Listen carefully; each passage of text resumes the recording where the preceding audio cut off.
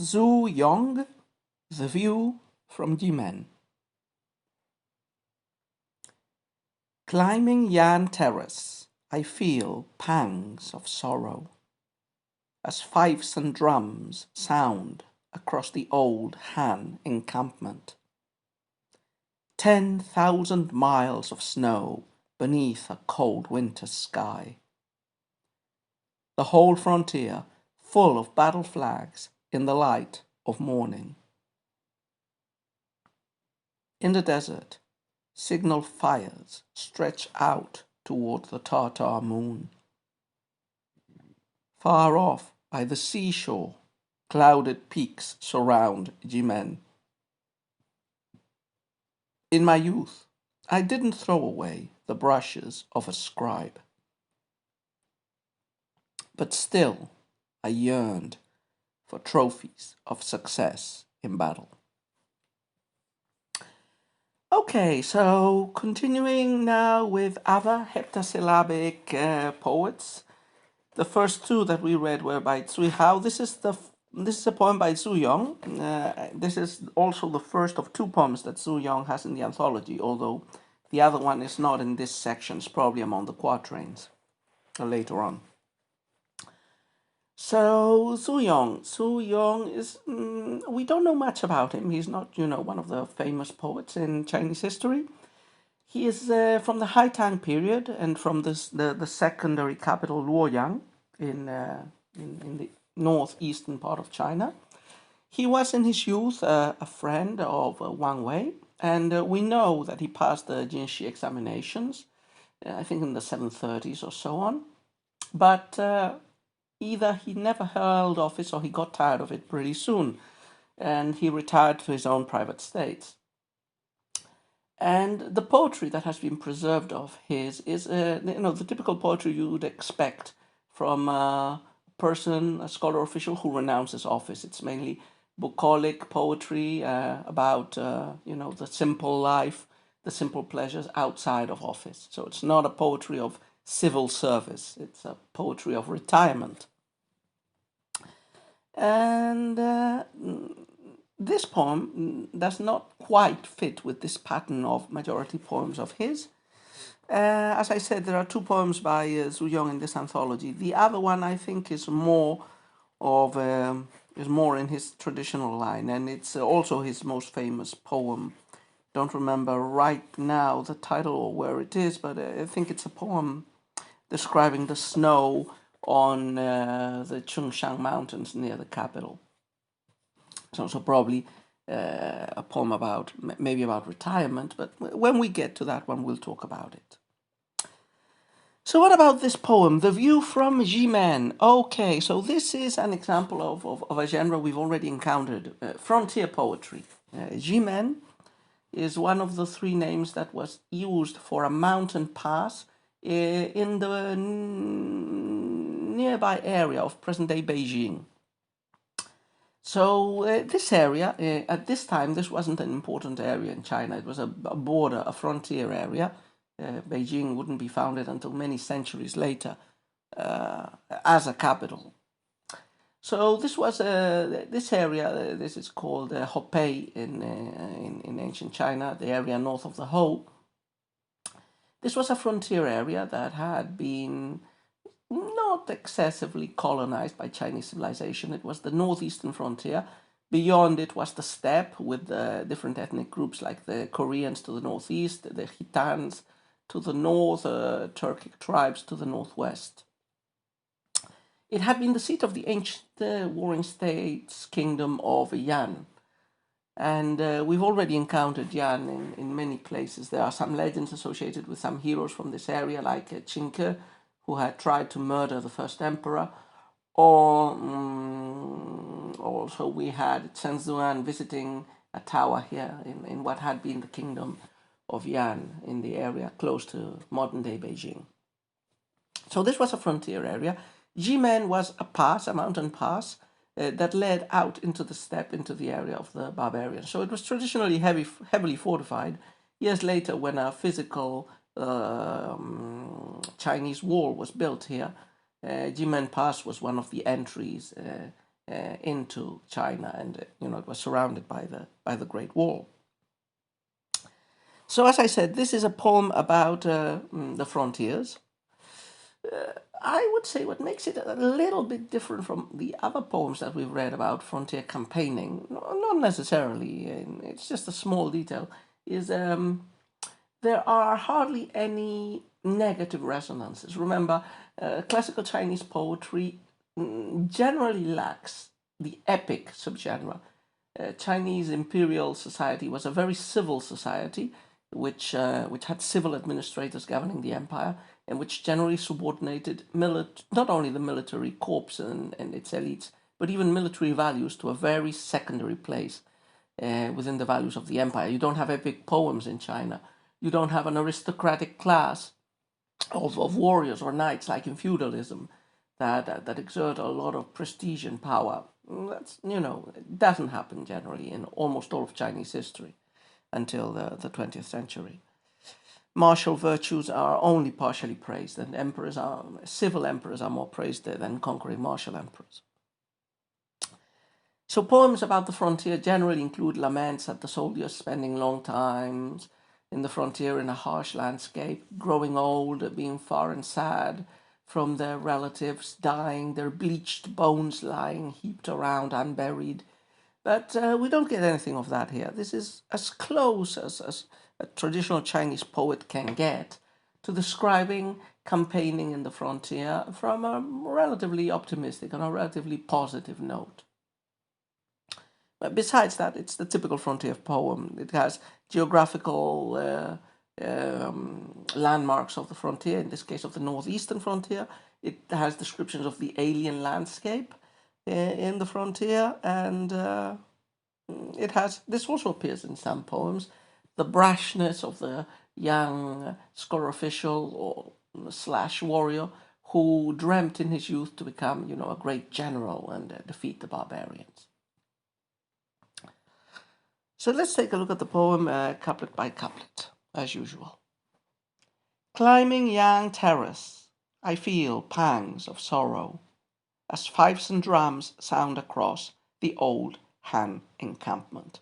So the poem locates us from the beginning. The title was Jimen, which is a mountain pass, a fortified mountain pass. And the first couplet locates us in the surroundings of the pass. I'm not sure we're located in the pass itself. Yang Terrace, so the terrace of Yang, I don't know exactly what this is. Perhaps an elevation associated with the Jimen Pass or near abouts. Remember, Yan, as we said, this is the ancient kingdom that had been located here in this area in the northeast. So climbing this terrace, the poetic persona feels sad, and there is a background sound of military music, of fifes and drums that are sounding across the old Han encampment. So the first couplet locates us in this area, in this Yan terrace, and it starts with a sad, melancholy note, but it's more a sad, melancholy note referencing the gone and ancient past than the immediate warfare that is being encountered. Even the choice of names, Yan Terrace, Old Han Encampment, are pointing us to the fact that this area had been a frontier for hundreds of years. So Zhu Yong, or his poetic persona, has just climbed the terrace, looks out, feels sad. Probably being in this frontier region, the poetic persona remembers the old legends and stories of the kingdom of Yan and of the fight in that region against barbarians, and also the more recent,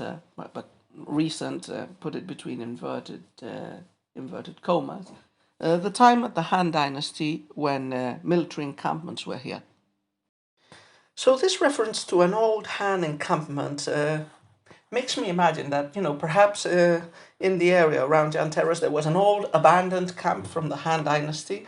It would have been 600 years old. There were the remains of a camp. And the Chinese troops that have just been sent to the frontier to deal with the northeastern barbarians are rebuilding the encampment. And of course this makes the poetic persona feel doubly nostalgic. How after 500, 600 years history replays itself again. How the Chinese still have to go to the frontiers in the northeast to fight against the same enemy. And, this is a pretty stable frontier because it's not just political, it's geographical. So this area is where the land that can be subjected to intensive agricultural cultivation gives way to the steppe, which is a harsh environment that only allows really for nomadic husbandry and for moving around, and with a harsh climate that will be described, and that is generally described in these Chinese poems of the frontier, the very cold continental climate of the steppe with extreme temperature changes and hardly any trees. Okay, next couplet. So the first couplet locates us in place and also locates us in situation where we're at the frontier, we're in the northeast, and armies are preparing to go on the march, just like they did hundreds of years before. Second couplet. 10,000 miles of snow beneath a cold winter sky. The whole frontier full of battle flags in the light of morning. So from this terrace, from the Jimen, you take a view and you see the steppe. Now this is winter, and in the steppe winter is extremely cold, so it's all covered with snow. There's snow as far as the eye can see. We've encountered other frontier poems in the northwest before that also describe the landscape completely covered by snow. Snow is not that unusual in the Chinese heartland, especially in the northern part of the country. But this sea of snow covering everything as far as the eye can see under a cold winter sky, apart from denoting this alien landscape and the harshness, the coldness of the climate, I think is working in a way as an absent metaphor for the barbarians themselves. Remember, these are the northern barbarians of the northern frontier. And Chinese correlative thought, tended to equate the five elements with the seasons, with metals, with directions, with characteristics of people. The north in China is always associated with water, with coldness, with darkness, and the people that dwell there are supposed to absorb some of those attributes. It's a place of hairy people, just as it's a place of hairy animals. So there's the snow, a big, everywhere extending mantle of snow. And also on that's the barbarian and the hostile natural environment. But the parallel line that goes with it puts in the Chinese, the human, the civilized presence. The whole frontier full of battle flags in the light of morning. So the snow can be seen, but also the Chinese presence. The numberless flags all through the frontier, the Chinese armies that are on the move and that are visible in the morning light. Third couplet. In the desert, signal fires stretch out toward the Tartar moon. Far off, by the seashore, clouded peaks surround Jimen. So we continue with the description, but now the gaze of the poet seems to trail off. So he was on top of this Jan terrace. He could see the immediate remains of the old Han encampments. In the next couplet, his gaze extended all towards the plateau extending in front of him, covered with snow and flags. And now his gaze goes even further into the desert, deep inside the plateau, probably towards the north or northwest, but also towards the sea that would be lying to the east. The area of Yang is very close to the sea, to the East China, to the China Sea. And again, two images, two visual images. Just like before we had snow and battle flags, now we have two images, signal fires and clouded peaks. And this inverts the order that we have just encountered. In the previous couplet, it was nature and then human society. And in this one, we get the opposite. We get human society or elements of human presence, and then the natural elements. And also we get a change in roles, because here the human element is being created by the barbarians, I imagine. So in the desert, signal fires stretch out. We might imagine that these signal fires, okay, they're signal fires. Who is making them? Signal fires are, you've seen the movie of The Lord of the Rings, and you've read other stories. Yeah, you in times when other forms of communication were absent, one way of communicating information across big distances is lighting fires on top of mountains or elevations, which could be seen from far off distance, fires or the smoke. And they would inform others of your group, of your army, that perhaps the enemy is attacking.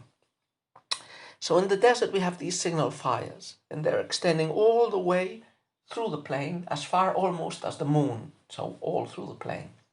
Who is lighting these fires? One would imagine, I don't know, it could be the barbarians. They're warning each other. And that was my first reading of this image. But it could be the Chinese as well. In fact, they were the ones who relied a lot more on signal fires, especially in the heartland. But anyway, we get this man-made image of small, little tiny fires extending all through the plain as far as the eye can see and into the desert. I imagine they're barbarians because the fires extend into the desert, into the barbarian realm. And that's one side, but looking in the other direction, the poet sees the clouded peaks around Jimen by the seashore. So that's closer to the Chinese homeland. Yeah, a mountainous landscape of mist. In this case, in the desert, we have smoke from the fires. Closer to home and to the sea, we have mists surrounding the mountaintops. Finally, the last couplet moves on from what has been a purely descriptive scene in the frontier to the subjective memories and feelings of the poetic persona. In my youth, I didn't throw away the brushes of a scribe, but still, I learned. I yearned for trophies of success in battle.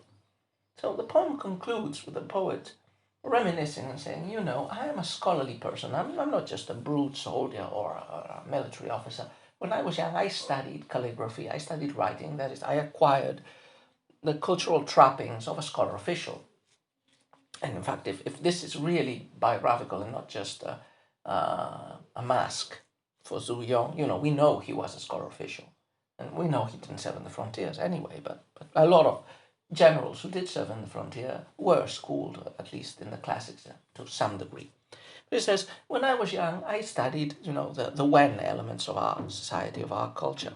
But still, I had a wish for military glory, for military success as young people in many societies, even in a society that puts the emphasis on the civil, as traditional China was. There's always young men eager for glory and for battle. And even in China, military success, commanding armies, granted you a quite quick and steady access to maybe an aristocratic title, lands, power, and prestige.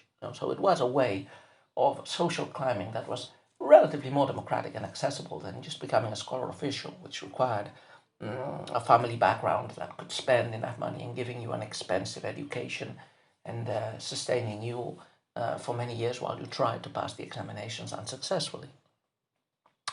So even though the poetic persona concludes at this warlike scene about to start, even though I've been schooled in the civil ways since I was young, I always wished to become, a successful general. Now, perhaps, maybe the situation in which the poetic persona is about to experience this reality and see if it comes true or not.